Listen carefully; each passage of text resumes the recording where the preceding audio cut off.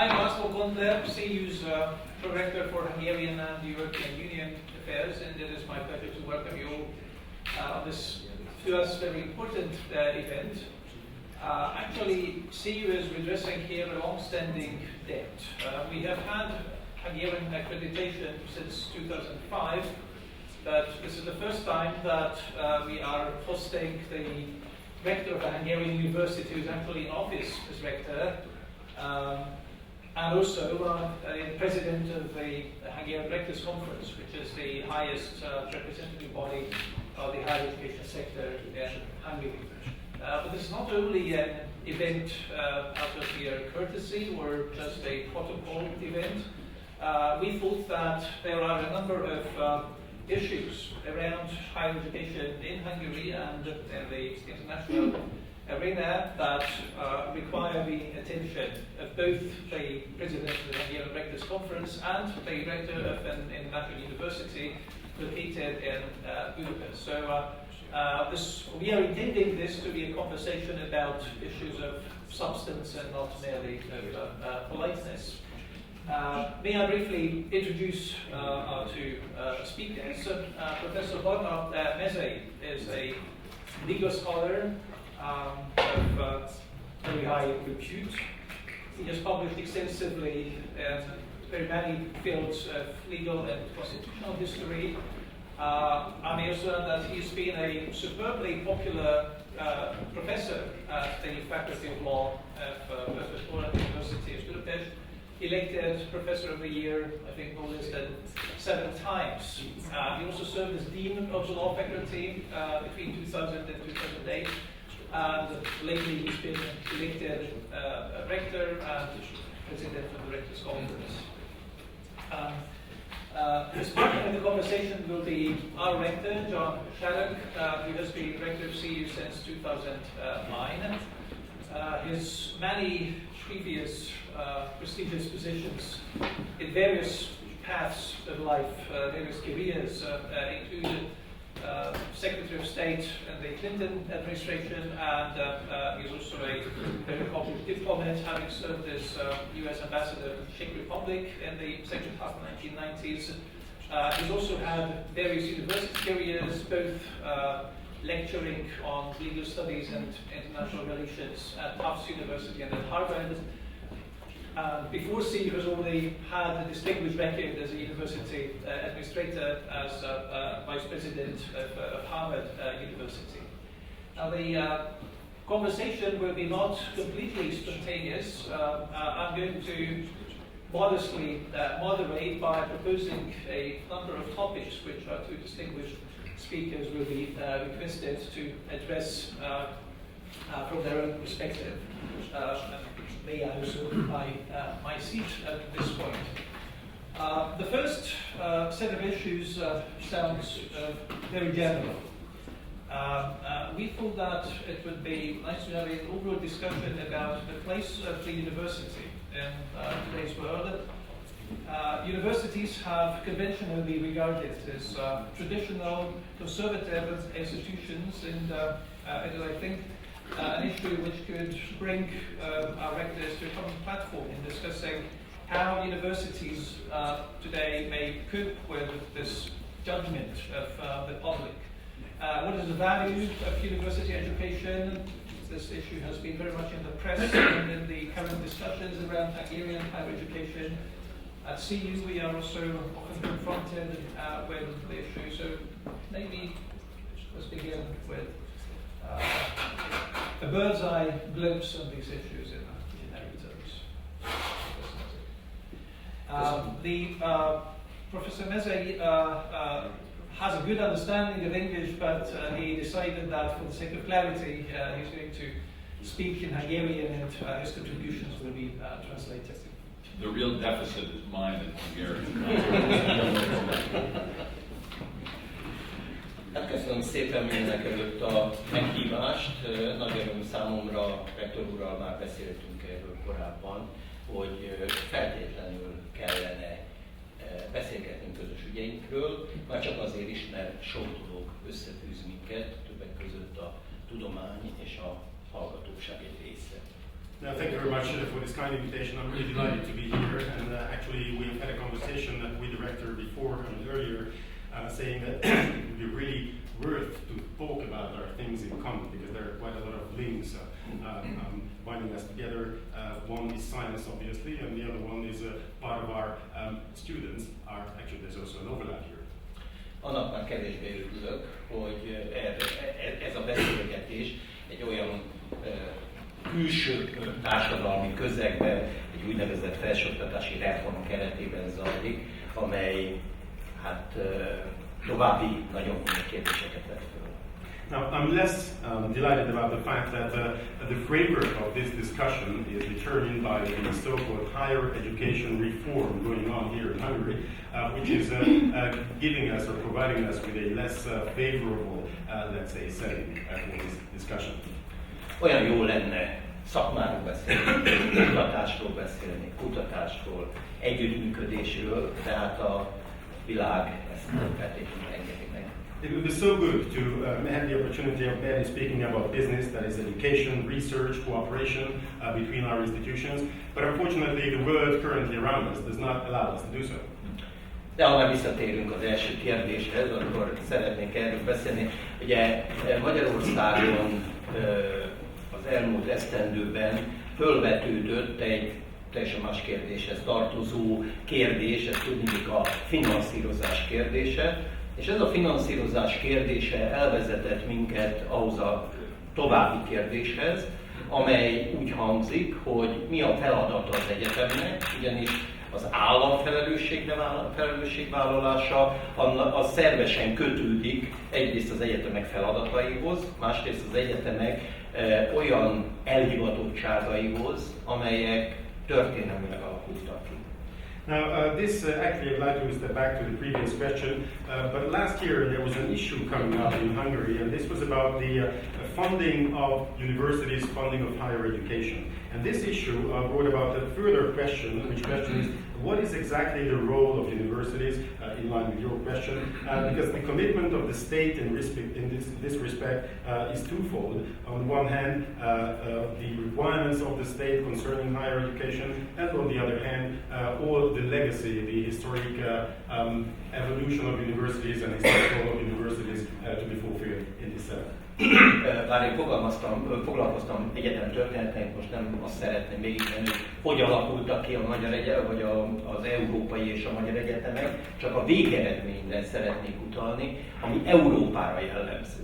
Európa nemzetállamokból áll, és a nemzetállamok pedig garanciát vállalnak és felelősséget vállalnak a saját nemzeti elitjük kialakításáért, és ezen keresztül az egyetemek működtetéséért is.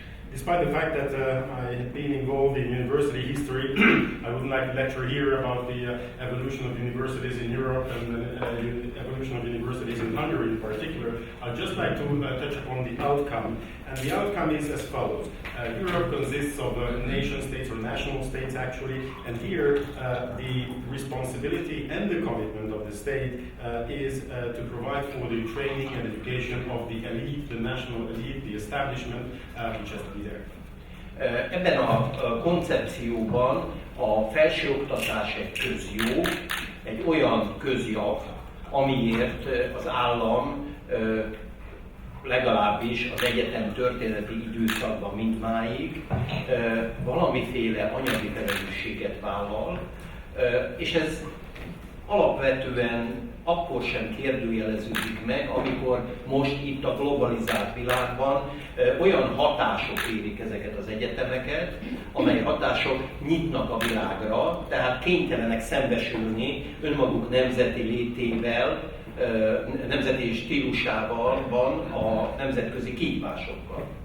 Now, and this issue actually is still true because within this concept, education and universities, these are public goods, and this is such a public good for which the state assumes financial responsibility. And this financial responsibility is there in spite of the fact that we're living in a globalized world. The only result of the globalization in this respect is that everything is opening up, and these universities with a nation state or a national state background and their traditions will have to be faced with the challenges of the international arena, the international higher education. És ebben a körben különösen fontos a kelet-közép-európai régió, amelynek bizonyos mindannyiunk által ismert fejlődési okai miatt egy megkésett fázisban van Nyugat-Európához képest. And in this respect, the Central Eastern European region is of special importance. I'm sorry, because due to the development curve, well known to all of you, there's a certain delay in Central Eastern European higher education compared to the western part of the world. Dacára annak, hogy képesek voltak, például az ELTE is, megőrizni a nemzetközi elismertségét a szovjet időszakban is, nem érték azok a kihívások, nem érték közvetlenül, nem érték direkt formában, tehát hirtelen zúdult a kelet-közép-európai egyetemek nyakába ez a globalizáció és ez a globalizált szituáció. Now, despite the fact that the Hungarian universities, for example, were able to sustain their international reputation even under Soviet times, the time when they were faced with these international and globalized challenges came out of the blue, so to say, so they emerged really suddenly. És én úgy gondolom, hogy ez különleges helyzetet biztosít számunkra, tudniillik begyűlnek a feladataink között az elmaradt nemzeti értékek pótlásai, az összeurópai értékekbe és az összeurópai struktúrába való becsatlakozás, és az egész világ globalizált fejlődéséhez való igazodás. And then this results in a special situation, a peculiar situation, I would say, because there is a triple set of requirements prevailing at the same time. On the one hand, we have to align to national values, to inherited national values. On the other hand, we also have to align with the pan-European values and requirements. In addition, the third one, which is the global world values or requirements of higher education. És ezen közben az a rétegzett fejlődés, ami Nyugat-Európához képest ezt a kicsi lemaradást előidézi, megtetéződik olyan történetekkel, amit most hadd mondjak el egyet.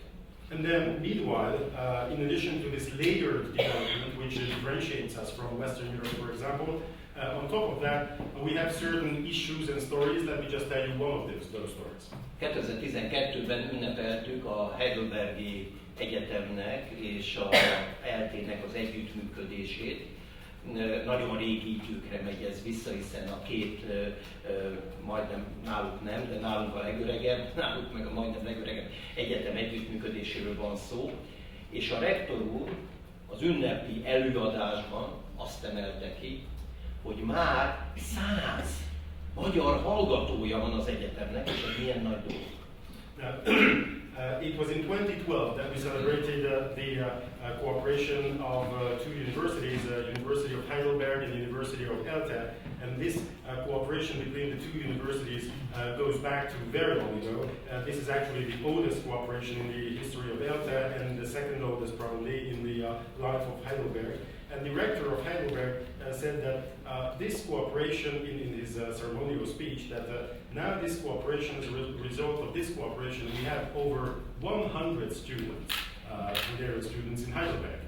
De azt kellett mondanom, hogy gratulálok, de elképesztően nem örülök ennek a fejleménynek. Tudnék, ez azt jelenti, hogy azt a demográfiai űrt, ami Németországban is ugyanúgy, mint Európában általában kialakult, ezt Magyarországról töltik fel.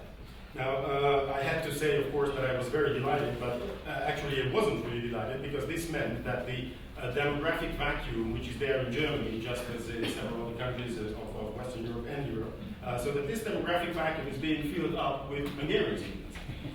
Miközben a nemzetközi esítés jegyében próbálunk külföldi hallgatókat magunkhoz csábítani. Ez egyébként a teóriás.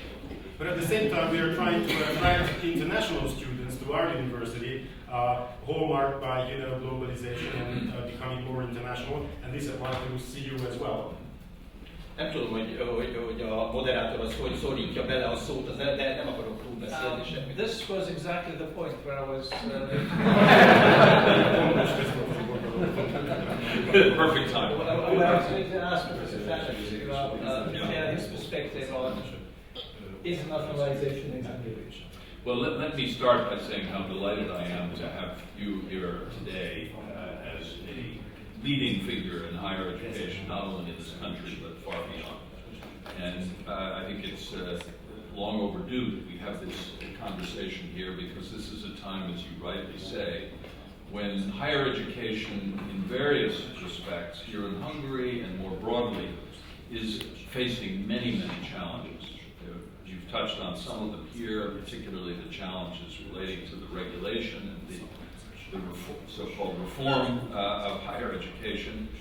I want to start by talking about some other challenges that we face here at CEU. But before doing that, let me say, as all my colleagues know, we are very proudly not only an international university and an American university, but a Hungarian university.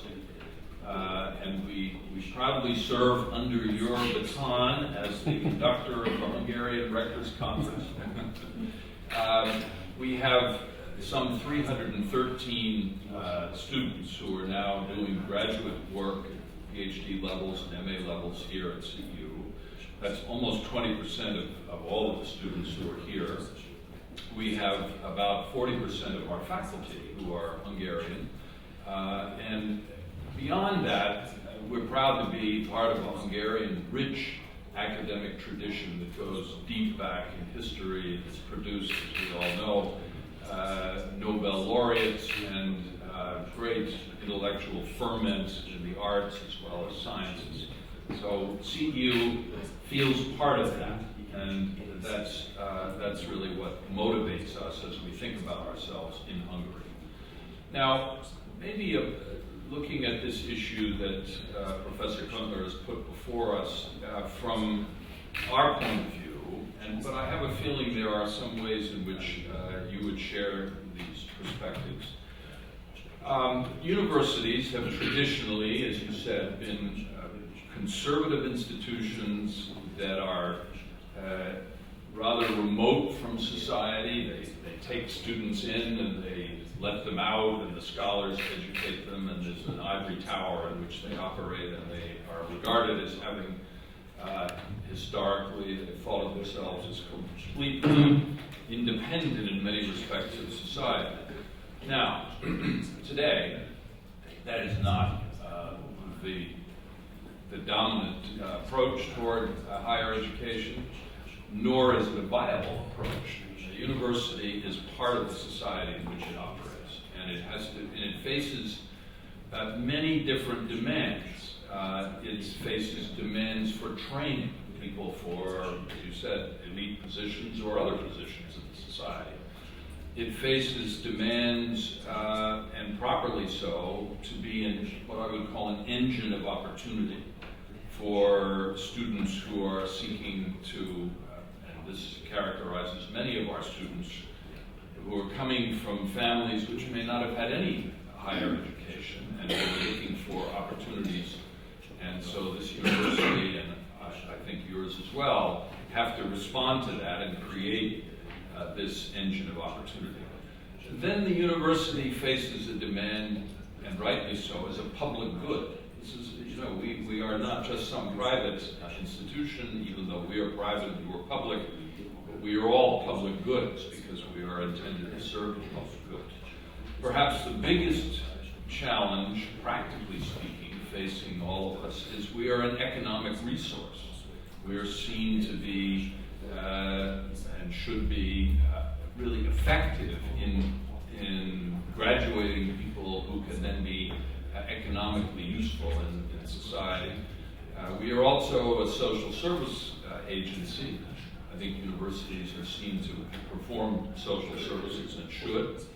And then we are, I would say, above all, and this is something that is very central to CEU, we are a center of values, of the values of freedom, democracy, open society, freedom of speech, freedom of inquiry, and the value of critical thinking, which needs to be brought to bear on the many diverse elements of information that now flow over all of us every day, from technology, from the internet, from everything.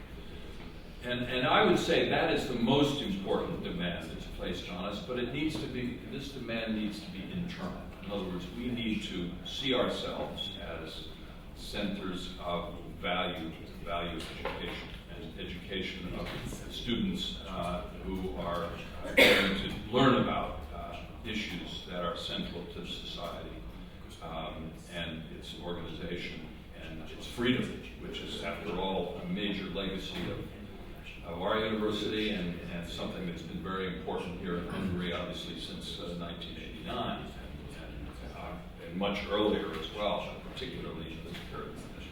So how do we do that? How do we do that? And I would say, and now I'm speaking about CEU, we need to be fearless in promoting these values. We need to establish centers for exploring all aspects of academic freedom. We need to resist the pressures that are brought to bear on us, and that's difficult, very difficult.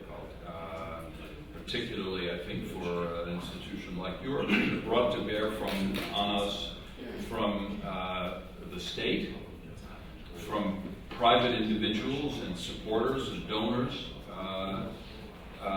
and from the other sources of external intrusion, including politics and the political intrusions, people who seek to manipulate the university for political reasons. These are all very, very difficult things to do, and I think we share this.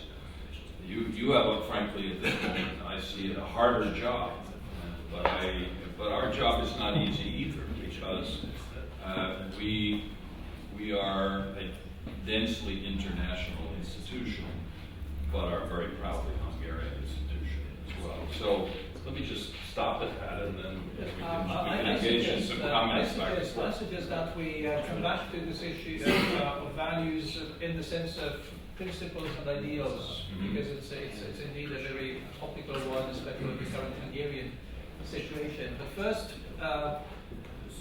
first to get back to the problem of the value of university education as seen by the wider society, because one of the points of criticism that has been addressed to the current Hungarian university system by the present government, or by certain factors behind the government, that the diplomas that are being produced do not have a market value.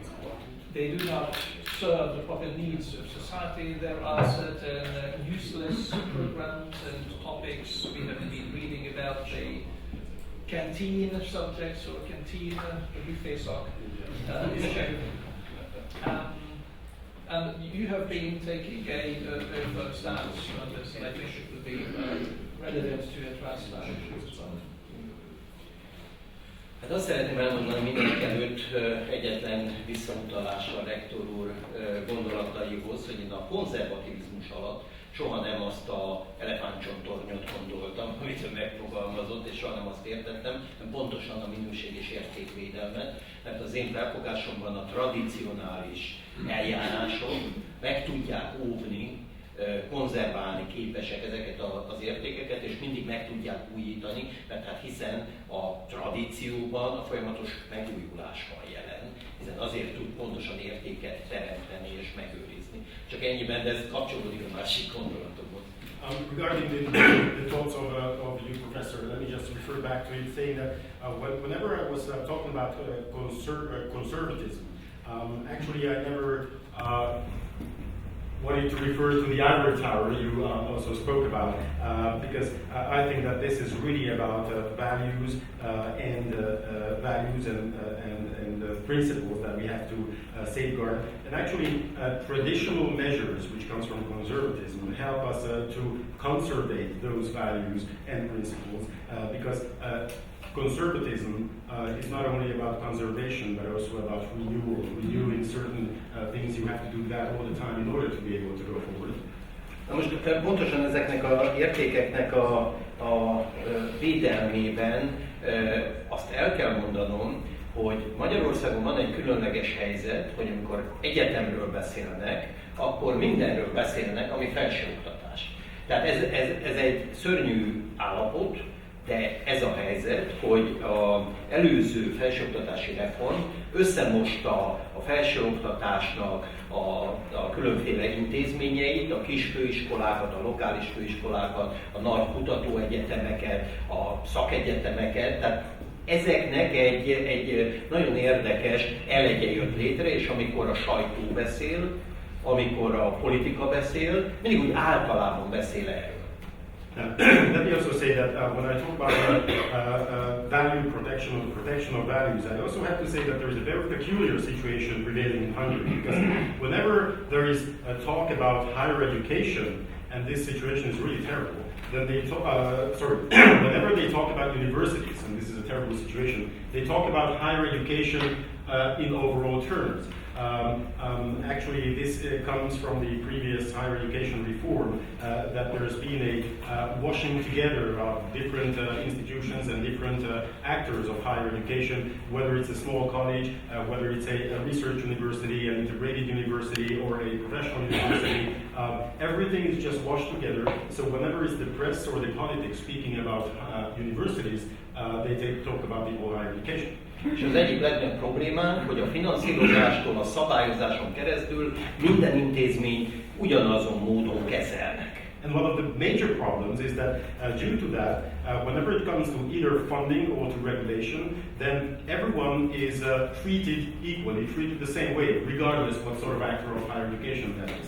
És ebből a szituációból alakulnak ki aztán toposzok, ami toposzok szinte kiírthatatlanok a közvélekedésben. Például az, hogy selejtet termel a felsőoktatás, ez egy kifejezetten az egyik nagy vállalkozó szájából elhangzott mondat, amit azóta a sajtó is folyamatosan emleget.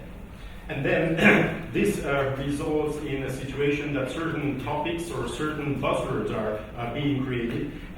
Like, for example, one of these very infamous buzzwords is that the Hungarian higher education, or rather Hungarian universities, produce crap. And this came from the speech of a leading entrepreneur of the country. And since then, this hit the press, and this has been there ever since. Azóta leültünk az iparkamarával, tudjuk, hogy ez miről szól, és világossá vált az, hogy ők a gazdaság oldaláról, de a gazdaság nem általában véve, hanem az ipar és a kereskedelem oldaláról jelentették ezt ki, és természetesen differenciálatlanul. Tehát nem arra mondták, hogy akár az ELTE és akár a Pécsi Tudományegyetem hallgatója, hanem úgy általában nem tudják használni a hallgatókat. Ez még azt tartozik hozzá, hogy ez körülbelül a 30%-át jelenti a felvevő piacnak. Now, then we sat together with representatives of the Chamber of Industry and Commerce to ask them what exactly they meant, and then it became clear that it was they were talking about the economy, but also in terms of the economy, they were only talking about the industry and commerce, industry and trade, saying that yes, the students produced from universities or higher education are not always usable by industry and commerce, but they did not refer specifically to either ELTE or the University of Pécs or something like that. They were talking in overall terms, and also let's not forget that what we are talking about is approximately 30% of the overall volume. És akkor ebben nincs benne az agrárium, nincs benne a szolgáltatások zónája, nincsen benne az államszolgálatnak a kérdése, nincs benne a magánszféra, a kultúra, tehát ezek mind hiányoznak belőle, vagyis teljesen féloldalasan jöttek át ezek a kritikák. And of course, their approach did not include the agriculture, the services, the state sector, state services as such, civil servants, the private sector, culture, and so forth. So it was a very one-sided approach, which then, as I said, hit the press and started to prevail. Why do you think then that these criticisms have become so deeply entrenched?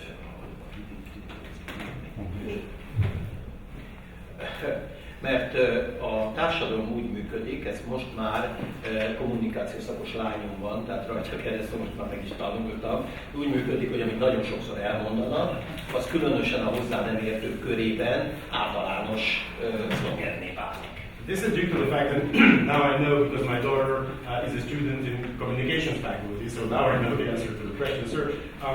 Actually, the society works in a way that if you keep saying things, you keep monitoring things, then it becomes widely accepted. Megint tudok egy példát mondani, ezelőtt 10 évvel elkezdte mondani a politika, 15 év, bocsánat, sok a jogász. Let me just give you another example. It was 15 years ago that politics started to say that there are too many lawyers. És addig mondták, amíg a sajtó elkezdte kérdezni, hogy tényleg túl sok a jogász. És a válasz volt, hogy igen. And they kept saying, as long as the press started to ask back, saying, do we really have too many lawyers? And the answer was yes, we have. Én jogászként mindig visszakérdeztem, hogy mihez képest. And then as a lawyer, I kept asking back, okay, too many lawyers compared to what?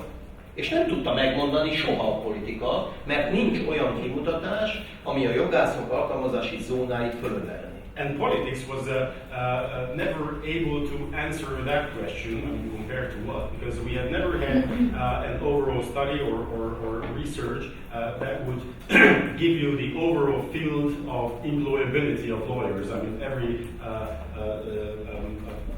place and profession where lawyers could be employed. Miközben hozzuk az európai átlagot, és aztán még befejezem egy másik hivatkozással, ugye arra szoktak hivatkozni ma itt Magyarországon, hogy túl sok a társadalomtudós, tudományi képzésben résztvevő, ezért vissza kell fogni a természettudományi javára. Én utána néztem az OECD kimutatásoknak, és az OECD 7%-kal van fölöttünk a társadalomtudományi képzésben. Ugye itt elsősorban a közgazdász jogi ismeretek és a szociológiai filozófiai ismeretek, ebből ki van véve a pedagógia.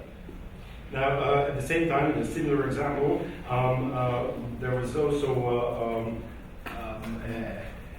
there was also a feeling that there are too many representatives of social sciences in Hungary as opposed to natural sciences. This is why we have to keep pressing hard in order to change the equilibrium in favor of natural sciences. But at the same time, I went to see the OECD figures, and the OECD average is 7% higher than our figures concerning social science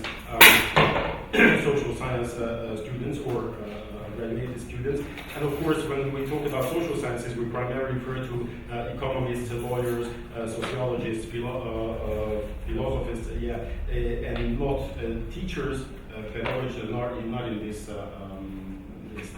Szóval, hogyha a politika megértené azt, hogy az egész társadalom átalakulóban, nem csak a miénk, az egész a világ, és az ipari a gépesített ipari tevékenységről teljesen átétetődik a hangsúly a társadalom szervezésére és a társadalom szolgálatára, abban a pillanatban megérteni azt is, hogy miért kell ezt a fajta egyetemet finanszírozni, és nem a gépgyártó szakmunkásoknak a képzését, amit egyébként elég gyakran ellentétbe állítanak és konkurensként állítanak be a politikusok. So should politics understand that there's been a change, the society has been changing, and not only our society, but the society in the world globally in general, then they would understand that yes, there is a shift towards sciences concerning the social sciences, sciences related to the organization of the society and the operation of the society, as opposed to that of the industry, and therefore the debate whether we should train and educate industrialists or social scientists wouldn't be a question any longer. Well, maybe I could just jump in and also start engaging a little bit in dialogue with my colleagues. I think we do need to look very hard at what needs to change in universities. But at the same time, we also need to defend, as you said before, from a conservative standpoint, those values that are at the core of a university. So let me say a few words about what I think needs to change, and then I'd like to hear whether you have any similar thoughts along these lines. I think universities are very conservative in the negative sense, not only in the affirmative sense. I think they're conservative because they don't like change. And I think it has somewhat to do with the way in which education is delivered. And there is not enough real incentive for working across disciplines, for bringing people together who are not in one particular zone of the university, whether it's law or sociology or what have you, and engaging across. So what we're trying to do at CEU, and we are obviously a small university by far compared to you, but we are very international, is to promote much more interdisciplinary, if you will, problem solving, and we are a social sciences and humanities university with law, business, and public policy as well. But how can we look at the real problems that are affecting society? Now that's not going to make us popular, frankly, with many governments. I mean, because governments themselves, particularly those that have their own agenda about how society ought to be organized, may not like what comes out of our university. But in my view, we have to do this. That's really our obligation as a social science and humanities place, which is to look at the real problems, whether it's a problem of the imperfections, to say the least, of democracy, or problems of the independence of the judiciary, which is a serious issue for both of us who are lawyers, or a problem of the environment and global warming. So we'd like to bring together all of these disciplines to work on these issues. Now maybe we have the luxury to do that because we are independent. But we're not really independent because we also are always ourselves looking for sources of funding, and just as you are. But that's the way I think universities need to change. I don't know whether you have similar views or different. Now the natural sciences have always been strong in this region. They survived very well during the period of ideology that was gripping the region for so long. Because they produced the hard data that drove the natural sciences. The social sciences were destroyed, and the social sciences and humanities are the first things to go whenever there is an external threat coming to bear on a university. So I think we will do our part to make them more effective and interdisciplinary, but I'd like to hear maybe how you see this issue. A 18. századig, ezt szoktam mondani, a tudomány egységes volt. What I normally say is that up until the 18th century, science was uniform. 19. században minden tudomány azon dolgozott, hogy hogyan tudja behatárolni önmaga tevékenységét, és hogyan tud elhatárolódni a többitől. And then in the 18th, 19th century, all sciences, all fields of sciences started to work on how to determine themselves, how to found their own boundaries and borders in order to differentiate themselves from other fields and zones of science. Aki ismeri a német tankönyveket, azok tudják, hogy körülbelül 1/3 arról szól, hogy határolják el magukat, és hogy definiálják önmaguk tudományát. Those who know German textbooks probably remember that 1/3 of the textbook is about how to determine that field of science itself and how to differentiate that field of science from the others. A 20. század második felében aztán a technika meg a társadalmi fejlődés arra kényszerített minket, és általában a tudományok képviselőit, hogy az interdisziplinaritás irányába menjünk el. And then in the second half of the 20th century, it was technology and also social development that forced us to move towards interdisciplinary approach. Úgyhogy tulajdonképpen egy rendkívül nehéz feladatot kell vállalni a tudománynak, mert önmaga falait kell most lebontani azt, amit 2 évszázadon keresztül vakol. So actually it is a very difficult task as science has to deal with, because now what science is doing in a way is bringing down those walls which walls have been built throughout 2 centuries. És az egyetemek ehhez igazodnak egyébként szerkezetileg, tehát a tanszékek, az intézetek, azok nyilván lekövetik ezeket a képleteket, de én úgy gondolom, hogy a valóság meg hát arra kényszerít minket, hogy interdisziplinárisan megyünk, nincs mit tenni. And structure-wise or organization-wise, the universities do align to this setup, that is the faculties, the different departments of the universities. But again, reality forces us to go towards interdisciplinary approach and to follow that practice. Úgyhogy ebbe egymás között semmiféle vita nincs, ebbe az irányba kell mennünk. So in this respect there is no discussion, no debate between the two of us. We have to go into that direction. Ha az interdisziplinaritásnak azt a részét nézzük meg, ami a társadalomtudományok, politikatudományok, jogtudományok és az aktuális politika találkozásánál fogalmazódik meg, ott már vannak gondok és különbségek egy alapítványi egyetem, illetve egy államilag finanszírozott egyetem között. Now, whenever it comes, however, to certain fields like social sciences, political sciences, legal sciences, that is law, so humanities, and the meeting of these or the cross-section of these with politics, then there are differences, especially differences when we are talking about a foundation owned or foundation type of university and a public university. Ráadásul a mi nehézségünket is okozza, ha már kérdezte, hogy itt tradicionálisan hihetetlenül erős volt mindig az állam. And to your question, Professor, which adds to our difficulties is that the state has been traditionally very strong here. Már Kelet-Közép-Európára gondolunk, ez a speciális fejlődésnek a következménye, arról nem is beszélve, hogy a szovjet érában milyen kemény felügyelet volt. Na most ez tört meg a rendszerváltásnál, és abban a lendületben, abban a felindulásban, hogy itt lehet más csinálni, alakult ki egy kísérlet arra, hogy egyetem autonóm módon működjön. Now, when I say here, I obviously refer to Central Eastern Europe.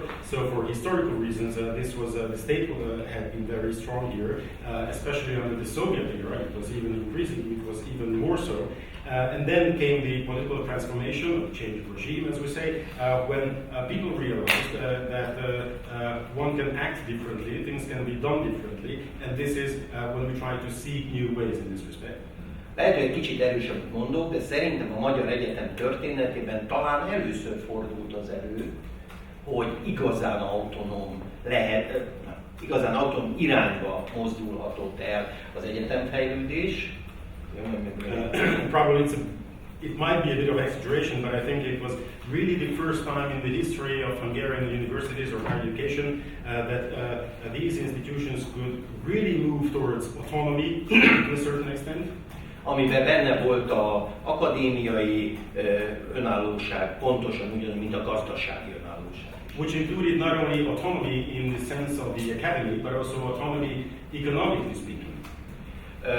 Azt kell, hogy mondjam, hogy még az 1945 előtti Magyar Egyetem sem volt annyira autonóm, tekintettel arra, hogy működött a kancellári rendszer, amelyik féken tartott az egyetemek, és a kormánytól direkt ellenőrzés búrájával, különösen Magyari Zoltán programjával ellenőrizték a gazdasági működést. And I have to say that even before 1945, Hungarian universities were not really independent or autonomous because through the system of the chancellor, there was a direct control applied by the direct control of the government, especially according to the program of Zoltán Magyari, and this was really a tight-fisted control. Úgyhogy tulajdonképpen abban azt hiszem, hogy egyetérthetünk, és mondom, egyet is értünk, hogy nincs akadémiai önállóság, gazdasági önállóság nélkül. Ez egy alaptétel. Ha az állam, mint fenntartó, a gazdasági önállóságot mindig inkább csökkenteni próbálja, ezzel együtt az akadémiai önállóság is kezd megszűnni. So I think we can and do agree about the fact that there is no academic independence without economic independence. So once the state tries to squeeze you hard in economic terms, then that is going to affect your academic independence or autonomy. És akkor itt a demokráciára visszatérve és a politikai problémák kezelésére visszatérve, hogy abban az esetben, hogyha az állam a gazdasági nyomást fokozza, az abba az irányba megy el, hogy az állami szervé kezd válni az egyetem. And again, this is a question of democracy and the question of politics. So whenever the state starts to squeeze you more and apply more financial pressure, economic pressure on you, then increasingly the university is going to become a state university. És minél államibb, minél erősebben állami jellege van, annál kevésbé tud vállalkozni, annál kevésbé tud a civil társadalommal közvetlen kapcsolatokat létrehozni, és ő maga is civil szervezetként működni. Úgyhogy mi most pillanatnyilag én úgy érzem, hogy ebben a feszítő szakaszban tartunk, ahol pillanatnyilag ez az irány, és nekünk meg kell próbálnunk megtartanunk legalább ezt a pozíciót, amelyben most tartunk. And I think this is happening because whenever a university becomes increasingly a state university, then this is when the university will start losing its entrepreneurial approach, its direct links to the civil society, acting as a civil organization itself or an NGO. And actually this is the direction we are right now going to, and what we need to and must do in this situation is to try to sustain at least our previous position that we used to have. That's what we've been doing. Yes, I wanted to ask you whether you want to respond to that. Yeah, I think... Before I ask my last question. Yeah, you ask questions. You want to ask a question? Before I ask my last question. Yeah, well, I think there's not much disagreement, although we're in very different positions. I certainly agree with you that when the state imposes on a university, the university is hard-pressed to maintain its full academic independence. But that is a battle well worth fighting, and in various ways it's also a battle worth fighting for an independent university against anyone who's trying to take over for political or other reasons. But I want to shift back to one of the points you made earlier, which is a very good jumping off point for a return to the values discussion. You know, we're living in a global era, and the future, these are all trite comments, but they're very true. The future lies with engagement across borders, and certainly regional and more broad international engagement. That's what we do as our university, because we are densely international. We have students from 110 countries, etc. But in order to do that, the values, and there are certain really fundamental values that need to be protected. Above all, the value of tolerance and non-discrimination, recognition of the great differences that people have. Our students have many different nationalities, but they have many other differences.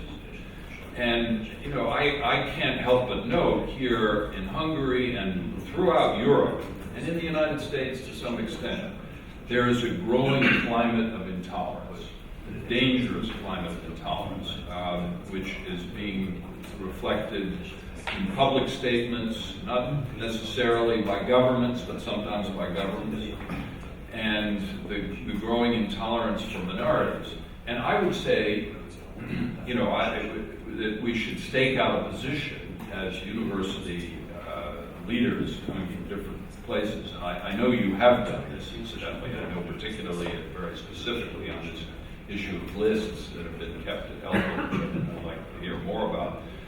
But, you know, I think our job is to make sure there is a forum always for the explanation of why freedom of speech and hate is so important, and hate speech is so dangerous, why categorizing people on the basis of race or religion or national background is so dangerous.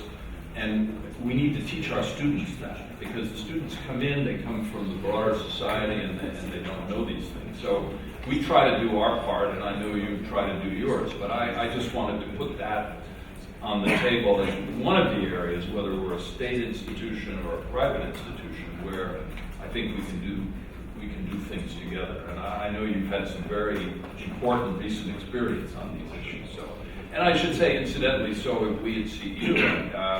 You know, there was a year ago or so, we had to issue some reprimand to faculty who were using to a faculty member who was using the very same techniques that I understand have gone on in some of the list making in ELTE. Tomorrow, I will be speaking at a forum here at CU on hate speech and the dangers that poses in terms of the interaction of students. So anyway, I just put that back on the table as a topic that we should address, because I know both are addressing. Teljesen egyetértek azzal, hogy az egyik legfontosabb értékünk a tolerancia. Tehát a tudományos kutatásnak vannak különféle alapelvei. Az egyik alapelv az az alázat a tudomány iránt. A másik alapelv, meggyőződésem szerint, a megértés a másik véleménnyel szemben. Abban a pillanatban nem tudok tudományos lenni, hogyha megkérdőjelezem automatikusan, gondolkodás nélkül a másiknak a tudományos eredményét. Innentől kezdve, ha összekötjük az egyetemet és a tudományt, önmagában az, hogy tudományt kell művelnünk. Nem vagyok jós? Tehát önmagában az a tény, hogy tudományt kell művelnünk, az magában hordozza a toleranciát. I fully agree that one of the most important values we have is tolerance. And actually, scientific research is also based on these values and this principle, actually, because that is about understanding the other party, understanding the other opinion, not questioning without thinking the scientific results of others, or having prejudice concerning those results. And science, the fact in itself that we're involved in science and scientific research, forces us, or should force us, to be tolerant at the same time. A nemzetek Európájának az egyik legnagyobb terhe, ami az előnye.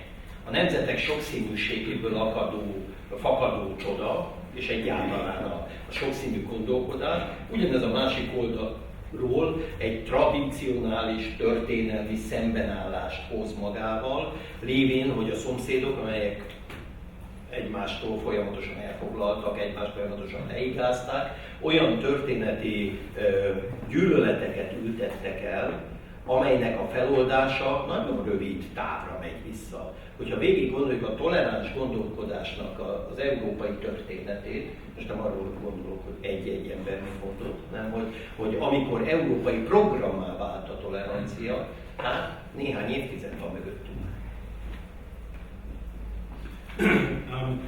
When we talk about Europe, we talk about Europe of nations. What the most important value and advantage of this Europe of nations is, at the same time that's probably the single largest burden on us, and this is a variety or diversity of this Europe of different nations because of traditional and historic reasons and traditional and historic opposition, the hatred of neighbors which had developed under centuries, which is very difficult to dismantle. And if we talk about tolerant thinking in Europe as such, and I'm not talking about individuals who thought in a tolerant manner, but thinking of tolerant thinking in Europe as a program, or programs in Europe, but this has been there for only a couple of decades, not more. Rektor úr korábbiakban azt mondta, hogy elitet képzünk. Az egyetemnek a legfontosabb feladata az, hogy olyan elitet bocsásson ki magából, amelyik ezeket az intoleráns jegyeket képes kezelni. Tehát nem lehet más az alapelvünk, mint a tolerancia és a toleránsságra nevelés, oktatás, képzés. You, Professor, actually just said a while ago that one of the most important responsibilities of the university, or tasks of the university, is to educate the elite. And actually, it is important to have such an output of elite and of university students who are capable of managing intolerance, who are capable of managing the attempts towards intolerance. This is the only way, and the only way we can remain tolerant in society as such. És ebben elsősorban példamutatással tudunk dolgozni, azzal, hogy mi magunk toleránsak vagyunk. És ha valaki nem az, akkor azt figyelmeztetni kell rá, ha meg hallgató, akkor annak el kell mondani. Hát ne kicsinyeljük le az elitről mondottakat, mert az Európai Unióban a célkitűzés, hogy elérjük a 40%-os diplomás átlagot. Ez azt jelenteni, hogy körülbelül a fél társadalom toleráns, hogyha képesek vagyunk teljesíteni a feladatunkat. Now, the most important asset, the most important tool in our toolbox to achieve this goal, that is tolerance and educating tolerance, is leading by example. So we need to lead by example, and if there are people, if there are individuals who are not following the tolerant approach that we are seeking, we should warn them. If they are students, if these are students, then we should explain them what exactly the whole thing is about. And let's not forget that when we talk about the education of elite, that's a huge task, which should not be underestimated by any means, because the EU, the European Union objective is to have 40% graduates altogether in overall terms, which would mean that half of the society, nearly half of the society, would be tolerant or would follow the principles of tolerance. Viszont ne legyenek illúzióink, de azért mi ezért felelősek vagyunk. Let's not have illusions, of course, but It's we a are big job. Yes, It's a big job, but it's at the center, it's the core in many ways of what the university should be doing. But I think well, I think I'm very pleased to see that a rather spontaneous conversation has developed without much interference from the moderator. And I You think can this interfere is, now. No. I think this is just the right point. It's a very nice denouement of the discussion to stop here the public part of the conversation and open the floor to the public. I'm sure there are sort of questions and comments which the people in the room may wish to make. But we can certainly go on all night even without them. We don't lack opinions.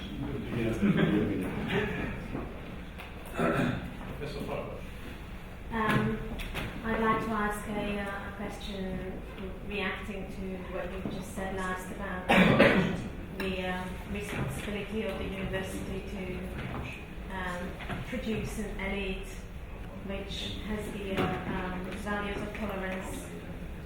In light of this recent news about ELTE, it turns out that, for example, in the communications department,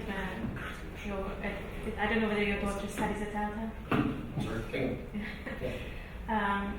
Communications department, I have various friends who teach there, and they tell me that a number of their students became prominent figures in Jobbik, and we heard this news that Jobbik permeated the student council at the Faculty of Humanities. Now, here at CU, our students go on and follow different political directions. I have a student who is a supporter of LNP. Lazzi has a student who is a state secretary in Fidesz. So, you cannot predict what people will do. But I think these are different from Jobbik, which is an openly intolerant, discriminative party. So, do you think that something has to be changed at ELTE, that something that somehow you will have to address this problem, that something in the curriculum or in the education will have to be changed, that this is a reason for concern? A végéről indulok, nem valamikor, hanem azonnal. Let me start with the end of the question. Actually, not sometime, but immediately. De azt azért hozzá szeretném tenni, idézem magamat, jó, mert néhány nappal ezelőtt ez már megjelent. But let me add, quoting myself, because this hit the press a couple of days ago. Hogy meggyőződésem, hogy a hallgatóság többsége nem jobbikos. That I'm convinced that the majority of our students are not Jobbik fans or Jobbik followers, supporters. Azt nem tudom megmondani, mert még a vizsgálat nem zárult le, hogy mennyire ágyazódott be a Jobbik a hallgatói önkormányzatba, idáig néhány vezetőjéről tudunk biztosan. I cannot tell you to what extent and how deeply embedded or deeply rooted Jobbik is among the students or in the students' in the students' council, because the investigation is still underway. De azt el szeretném mondani, hogy a történet ez a része inkább szervezeti kérdés. But I'd like to say that this part of the question, this part of the story is rather an organizational or organization-related issue. Tudnék, kimutatható, különösen a bölcsészkar esetében, kimutatható, hogy időről időre más és más pártok dominanciája érvényesül a hallgatói önkormányzatnak. Because it is really depictable that in the humanities, in the philology faculty, from time to time, so there are certain periods when there is a dominance of a certain party, always different parties, I mean different other parties. Szóval én úgy látom, hogy a pártok még nem tudtak kiépíteni rekrutációs, utánpótlási útvonalat, ezért azután az egyetemek ifjúsági szervezeteit használják arra, hogy kipróbálják az aktivistákat, vagy legalábbis lemérjék azt, hogy hogyan dolgoznak. And I think that what is behind is that the political parties so far have not been able, or have not been able, to create their own not bridgeheads, but rather their routes of replacement. So they're using the universities as potential replacement routes, and this is why they're testing the opportunities and testing the universities to what extent they could be used for this purpose. Erre nagyon jó példa, ez ELTE-ben egy nagy célpont, és nagyon jó példa az, hogy eddig nem volt olyan kormány, amiben legalább egyharmadig ne az ELTE adta volna a minisztereket. And you know, ELTE is a good example, and ELTE is a very potential target in this respect on the recruitment, because there has been no government in Hungary, which government would have consisted of ministers of whom at least one-third, I mean, in all governments at least one-third of the ministers graduated from ELTE. Csak zárójelben jegyzem meg, hogy a mostani országgyűlésben több mint 80 olyan képviselő, aki ELTE-s volt. Let me just note in Rectors that in the current National Assembly, the current Parliament, there are 80 members of Parliament who were graduated from ELTE. Tehát ez nem akarok kijönni a kérdés elől. I would like to go around your question, of course, with this. Csak a háttér miatt a Jobbik az eddigiektől sokkal határozottabban befészkelte magát, ez tény. So this was just to provide you with a background, but it is a matter of fact, it is true and certainly this is a fact that Jobbik has been much more effective and much more successful in creating its bridgehead that is embedding itself into ELTE. És most elkezdtünk több szociológiai vizsgálatot a hallgatók politikai orientációjáról, és próbálunk szervezni véleményütköztető fórumokat. We now started a number of sociology research activities concerning the political directions of the students, and we also organize discussions in this topic.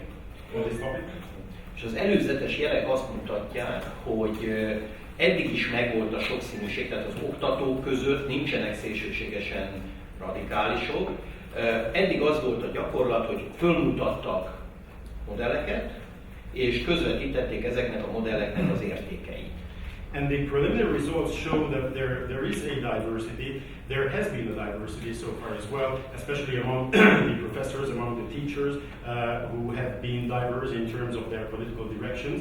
And what they did was to show certain models, to show certain ways, and to explain the values thereof. Az ELTE-ről tudni kell, hogy rendkívül sokszínű, tehát a politikai pártállását tekintve is sokszínű.